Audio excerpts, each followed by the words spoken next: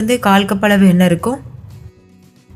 எண்ணெய் சூடானதும் 1 டீஸ்பூன் சோம்பு, 1/2 டீஸ்பூன் வெந்தயம், கூடவே ஒரு கொத்து கருவேப்பிலையும் சேர்த்துட்டு நல்லா பொரிய வச்சுக்கோங்க. கருவேப்பிலை நல்லா பொரிஞ்சதுக்கப்புறமா 2 பெரிய சைஸ் வெங்காயத்தை பொடியாக அரிஞ்சு சேர்த்துக்கோங்க. இது கூடவே ஒரு 1/4 டீஸ்பூன் உப்பும் சேர்த்து நல்லா வதக்கிக்கோங்க. நீங்கள் பெரிய வெங்காயத்துக்கு பதிலாக 1 கப் அளவு பொடியாக கட் பண்ணினா சின்ன வெங்காயம் கூட சேர்த்துக்கலாம். கூடவே ஒரு பிஞ்ச் அளவு மஞ்சள் தூளும் சேர்த்து நல்லா வதக்கிக்கோங்க. வெங்காயம் முழுமையாக வதங்கணும். வெங்காயம் ஓரளவு வதங்கினதுக்கப்புறமா 2 பச்சை மிளகாவை கீறிட்டு சேர்த்துக்கோங்க. இதையும் ஒரு டைம் மிக்ஸ் பண்ணிக்கோங்க. இப்போ பாருங்கள், வெங்காயம் பொன்னிறமாக வதங்க ஆரம்பிச்சிருச்சு. இந்த ஸ்டேஜில் நம்ம இஞ்சி பூண்டு விழுது சேர்க்கணும். 1 டேபிள் ஸ்பூன் இஞ்சி பூண்டு பேஸ்ட்டு சேர்த்துட்டு இஞ்சி பூண்டோட பச்சை வாசனை போகிறது வரைக்கும் நல்லா வதக்கிக்கோங்க. இஞ்சி பூண்டு பச்சை வாசனை போனதுக்கப்புறமா 2 பெரிய சைஸ் தக்காளியை பொடியாக அரிஞ்சு சேர்த்துக்கோங்க. பழுத்த தக்காளியாக சேர்த்துக்கோங்க. அப்போ ரொம்ப ஈஸியாக இருக்கும் வதங்குறதுக்கு. டேஸ்ட்டும் வந்து ரொம்ப நல்லாயிருக்கும். ஸ்டவ்வை மீடியம் ஃப்ளேம்லேயே வச்சுட்டு இது நல்லா சாஃப்ட் ஆகிற வரைக்கும் நல்லா வதக்கிக்கோங்க. தக்காளி வதங்குறதுக்குள்ளே நம்ம நண்டு மசாலாவுக்கு தேவையான மசாலா ரெடி பண்ணிடலாம். அதுக்கு ஒரு மிக்சி ஜாரில் 2 டீஸ்பூன் மிளகு, 1 டீஸ்பூன் சீரகம், 1 டீஸ்பூன் சோம்பு, ஒரு 1/4 மூடி தேங்காவை கட் பண்ணி சேர்த்துக்கோங்க. இது எல்லாத்தையும் சேர்த்து நைஸாக அரைச்சிக்கோங்க. தேவைப்பட்டதுன்னா தண்ணி சேர்த்துட்டு அரைச்சிக்கோங்க. நான் 1/2 கப் அளவு தண்ணி சேர்த்து அரைச்சிருக்கேன். ஸ்டார்டிங்கில் நல்லா அரைச்சிட்டு அதுக்கப்புறமா தண்ணி சேர்த்து அரைச்சிக்கோங்க. இதோட கன்சிஸ்டன்சி பாருங்கள், இப்படி தான் இருக்கணும். இப்போ இது ஒரு உரமாக இருக்கட்டும். இந்த மசாலா பேஸ்ட் வந்து ரொம்ப சுவை கொடுக்கும் நம்ம நண்டு மசாலாவுக்கு. இன்னொரு பக்கம் தக்காளி வெங்காயம்லாம் நல்லா வதங்கியிருக்கு. இப்போ இதில் ட்ரை மசாலா பவுடர்ஸ்லாம் சேர்க்க ஆரம்பிச்சிடலாம். 1 டேபிள் ஸ்பூன் மல்லித்தூள் சேர்த்துக்கோங்க. கூடவே 1 டேபிள் ஸ்பூன் மிளகாத்தூள் சேர்த்துக்கோங்க. ஒரு 1/4 டீஸ்பூன் அளவுக்கு மஞ்சள் தூள் சேர்த்துக்கோங்க.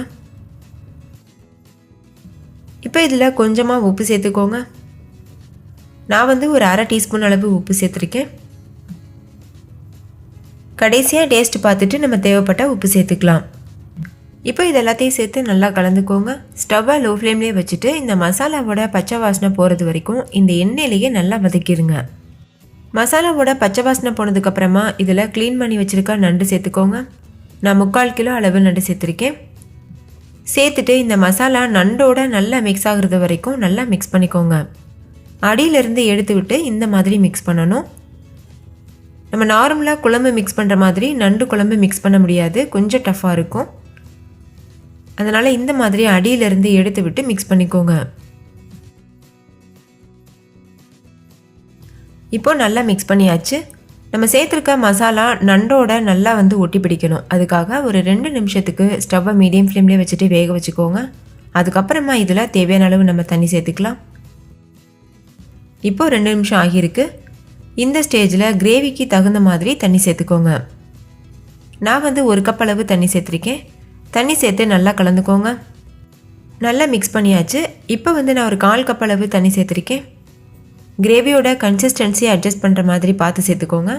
அதே மாதிரி நண்டும் முழுமையாக வெந்து வரணும். தண்ணி சேர்த்துட்டு நல்லா கலந்ததுக்கப்புறமா மூடி போட்டு மூடிட்டு ஸ்டவ்வை லோ ஃப்ளேமில் வச்சுட்டு நல்லா எண்ணெய் பிரிஞ்சு வர வரைக்கும் வேக வச்சுக்கோங்க.